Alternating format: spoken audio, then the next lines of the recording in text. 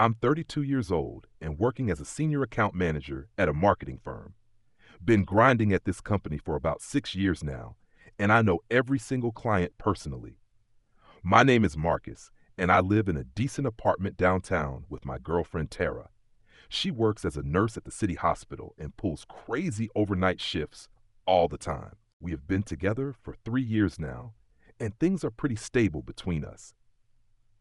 Life is not glamorous, but I genuinely enjoy my routine and the work that I do. Paycheck hits every 2 weeks, and I never have to stress about paying rent on time. Company is called Elevation Marketing Solutions, and we have been around for about 15 years.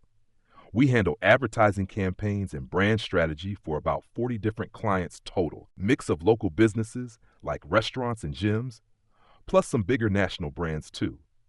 Our biggest client is a regional chain of auto dealerships called Prestige Motors. They spend roughly $200,000 per year with us on various campaigns and promotions.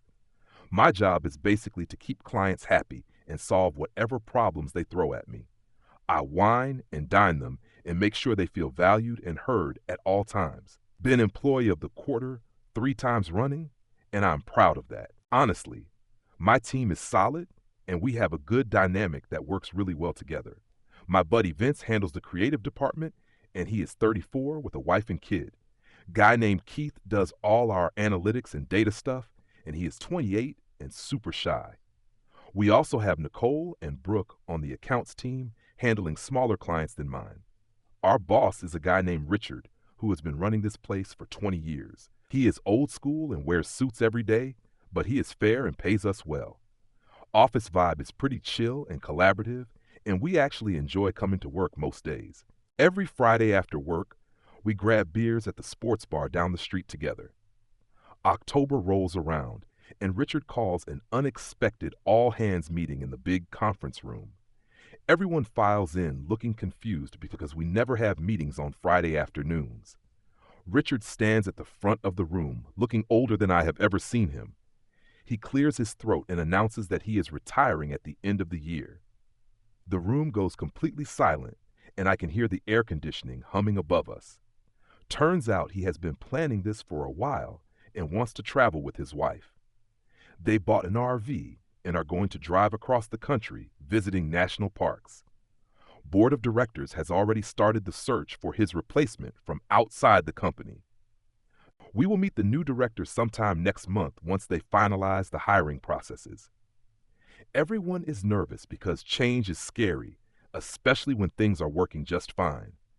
November 3rd arrives, and the new director walks through the front doors for the first time. Her name is Ramona Hartley, and she is in her mid-40s with an intense energy. First thing I notice is the hair, which is dyed deep purple and cut asymmetrically, short and shaved on one side, and longer and swooping on the other side dramatically. She wears thick-rimmed red glasses that probably cost more than my entire outfit combined.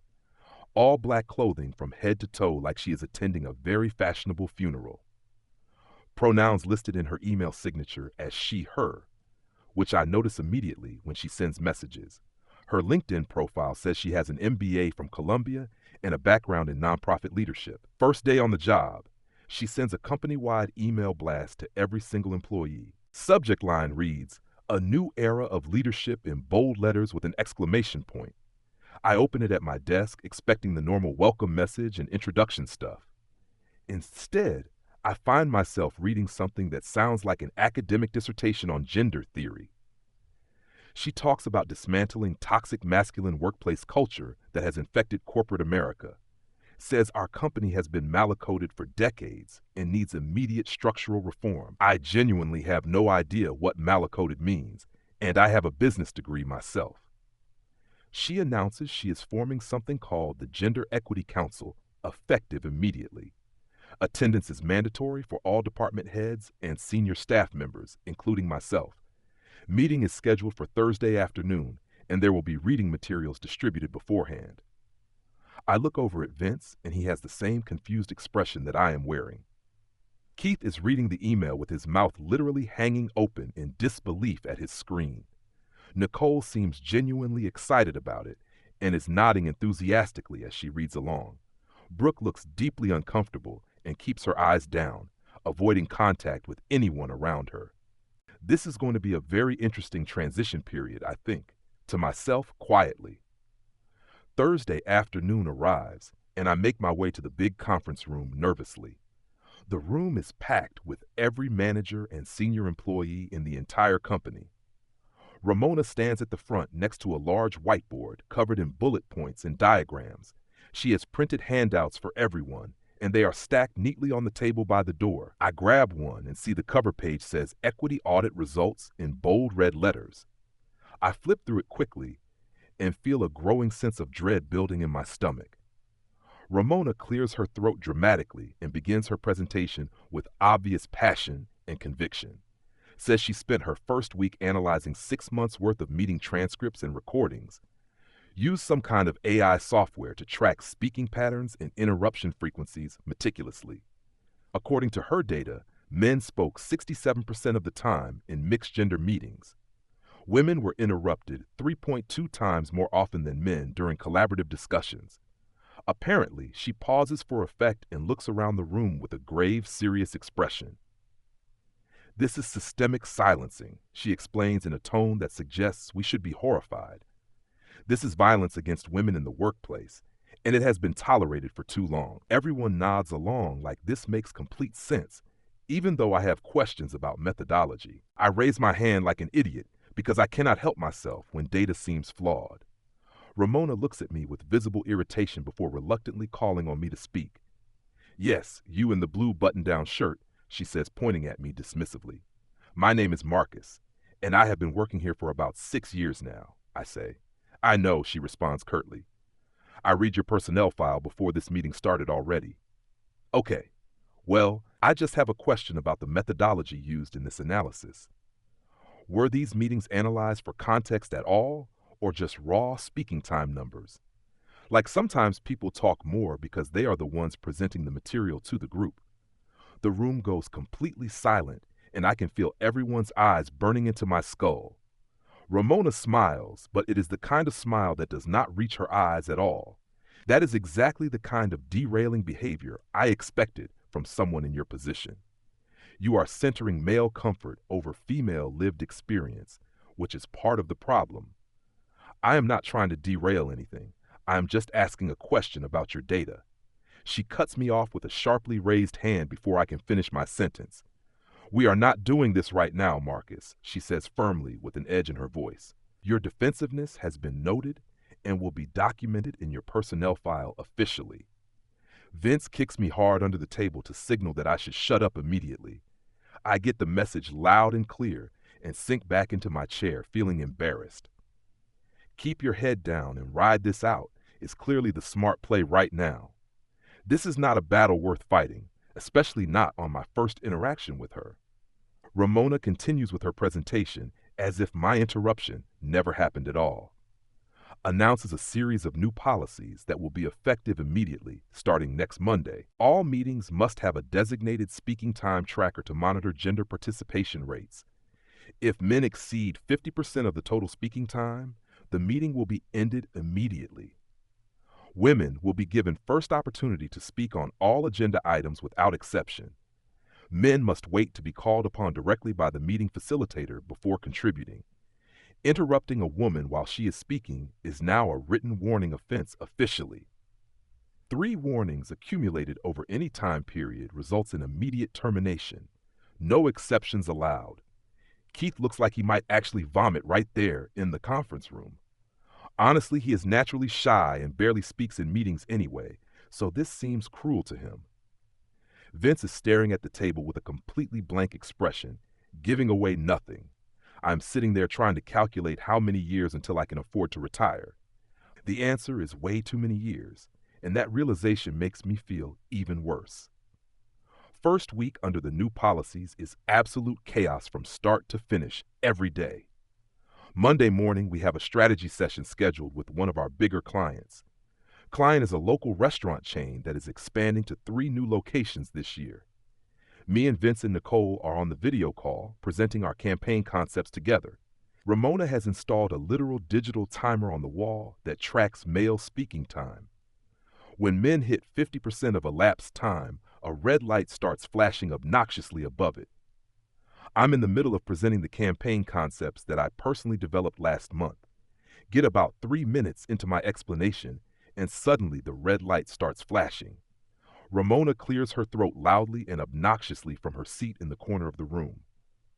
Marcus, you have exceeded your allotted time allocation and need to stop speaking now. But I am literally in the middle of explaining the core strategy to the client. Nicole, would you like to continue the presentation from here, please? She says, ignoring me. Nicole looks absolutely panicked because she was not involved in developing this campaign at all. She did not attend the planning meetings and does not know any of the details I know. Nicole stammers through some generic marketing buzzwords, trying to fake her way through it, talks about synergy and brand awareness and engagement metrics without any actual substance. The client, whose name is Robert, is frowning deeply at his camera, looking confused. I can see him on my screen trying to figure out what is happening on our end. He interrupts and asks politely if I can please finish explaining the strategy myself. Ramona jumps in before I can even open my mouth to respond to his request. We are implementing equity-based speaking protocols here at Elevation. Robert, she explains, it is very important that all voices in the room are heard equally during meetings. Robert looks even more confused than before, and I cannot blame him for that reaction. Meeting ends with absolutely nothing decided and no clear action items established for anyone. Robert sends me a private email about 10 minutes after the call disconnects. Marcus, what the hell is going on over there at your company? He writes. I start typing a response explaining everything and then delete it all immediately. Type another version that is more diplomatic and then delete that one too. Finally, just write, we are going through a management transition period, and hit send. He replies with just a question mark and an ellipsis and nothing else. After that, I genuinely do not know what else I can tell him at this point. Honestly, week 2 arrives and things escalate significantly further than I thought possible. Ramona calls an all-hands meeting for Wednesday morning with no explanation in the invite. Stands at the front of the room and says she has been reviewing client interaction data. Noticed what she calls a troubling pattern in our account management practices. Overall, male employees are monopolizing client relationships and excluding women from key accounts. Apparently, this creates unhealthy dependency dynamics and prevents women from advancing in their careers. She announces a new client rotation policy that will be implemented effective immediately. All accounts will be redistributed across the team to ensure proper gender balance. I feel my stomach drop through the floor and my heart start racing in my chest. I have spent 6 years building these relationships carefully through consistent hard work. Clients trust me because I know their businesses intimately and care about their success. You cannot just swap account managers around like interchangeable parts on an assembly line. I raise my hand again even though I know it is probably a stupid move. Ramona sighed heavily and visibly before calling on me with obvious reluctance showing. I try to be as diplomatic as possible and choose my words very carefully. These client relationships took years of consistent effort to build and maintain properly. Clients have specific preferences and establish comfort levels with their account managers. Rotating accounts arbitrarily might cause confusion and potentially lead to client losses for us. Ramona tilts her head and looks at me like I am a child who needs educating. Marcus, your resistance to equity initiatives is becoming a very noticeable pattern. She says, these relationships you describe sound a lot like gatekeeping behavior designed to maintain power. You are hoarding access to key clients to maintain male dominance within this company. I literally do not know how to respond to an accusation that insane and disconnected. I am not hoarding anything. I am just doing the job you hired me to do. Vince puts his hand firmly on my arm to signal that I need to calm down. I shut my mouth and sit back in my chair and try to control my breathing. This is obviously not a fight I'm going to win today or any other day. The account redistribution happens the following Monday without any further discussion or input. My auto dealership client, Prestige Motors, gets reassigned to Brooke effective immediately. She has only been working here for about 8 months and is barely trained on accounts. Meanwhile, I get reassigned to a small artisanal bakery account that bills maybe 15K annually. I went from managing a $200,000 annual client to a tiny local bakery overnight. I try not to think too hard about what this is going to do to my commission checks. I call my girlfriend Tara that night, feeling completely defeated and demoralized about everything. She listens patiently while I vent for about 40 minutes about the insanity at work. Babe, that sounds absolutely insane, and I'm so sorry you are dealing with this. Can you talk to HR about any of this stuff or file some kind of complaint? I laugh bitterly at the suggestion because she does not understand the situation fully. Ramona basically controls HR now and has installed her own people in key positions there. Tara suggests that maybe I should start quietly looking for other job opportunities elsewhere. I tell her I will think about it seriously because she is probably right about that. Week 3 brings what I can only describe as the nuclear option that nobody expected.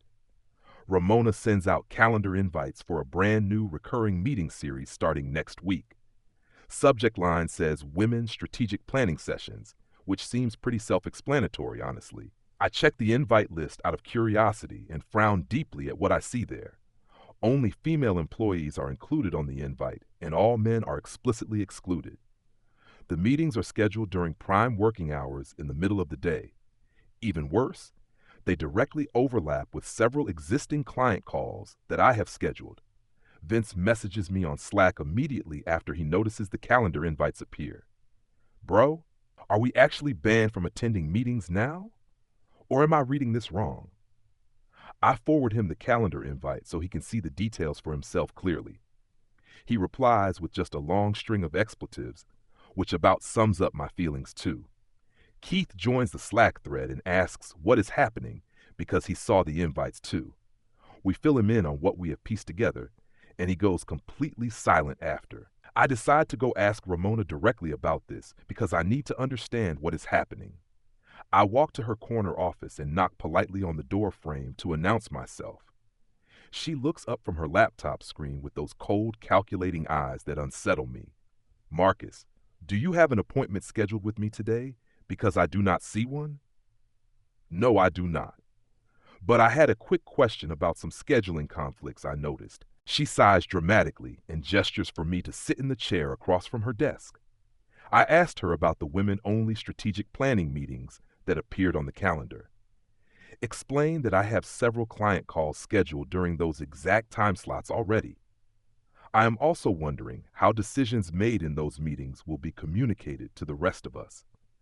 She leans back in her expensive ergonomic chair and studies me like a specimen in a jar.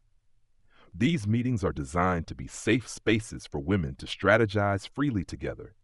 They need space to think and plan without the pressure of male presence and scrutiny. You and the other men have been dominating strategy conversations here for 6 years or more. It is time for women to lead without male interference constantly derailing their ideas.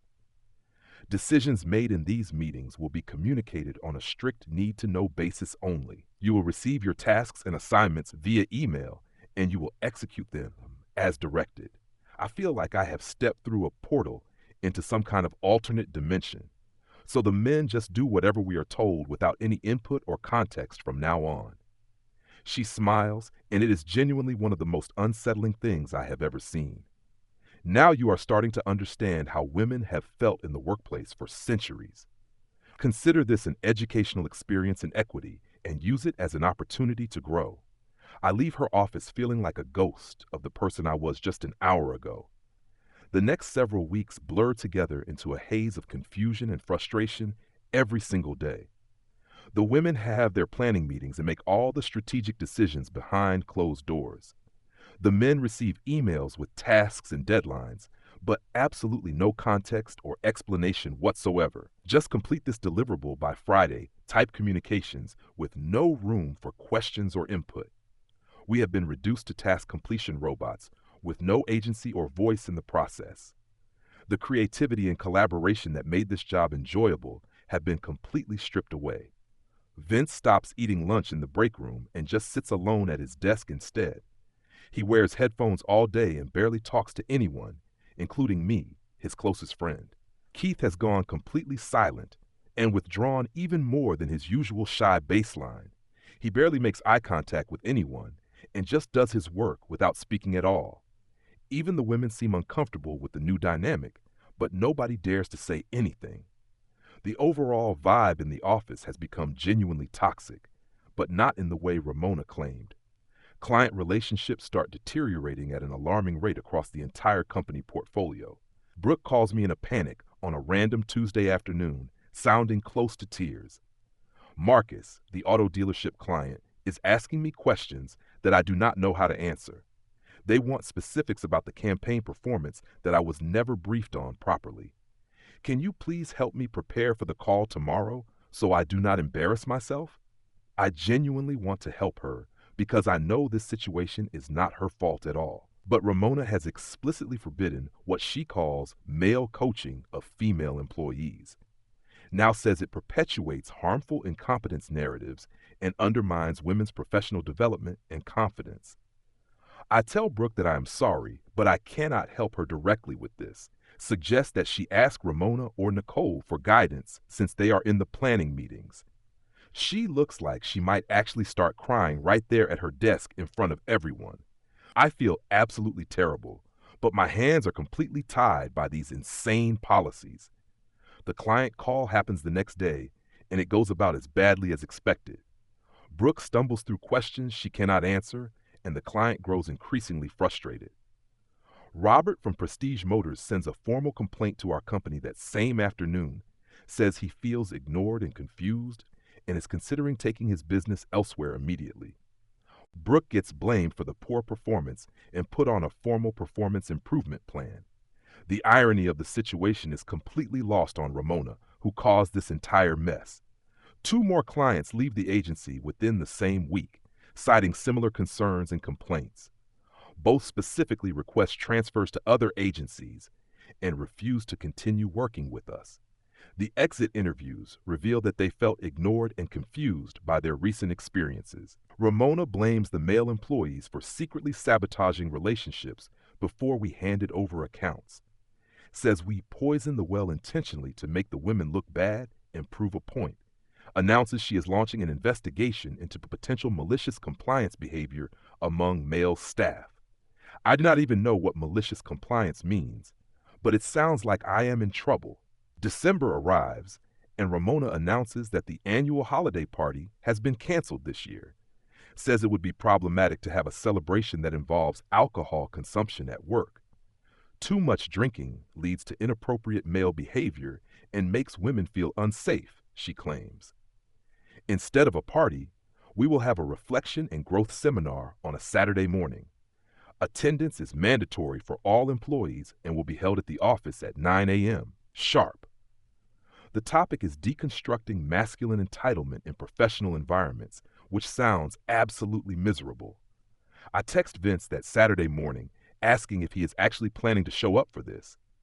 He replies that he already called in sick and is going to spend the day with his kid. Keith says he has a sudden family emergency that requires his immediate attention this weekend. I seriously consider making up some excuse to get out of it myself, honestly.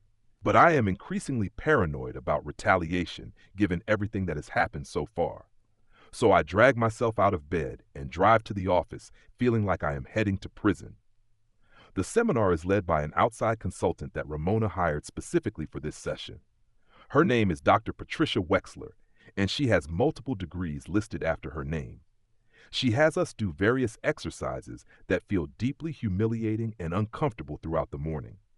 First, the men have to stand up in front of everyone and apologize for historical oppression.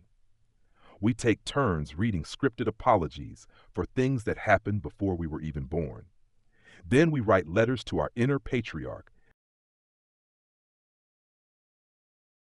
If this confession kept you hooked, make sure to subscribe, like, and share. We share powerful true stories every day that explore the complex realities of life.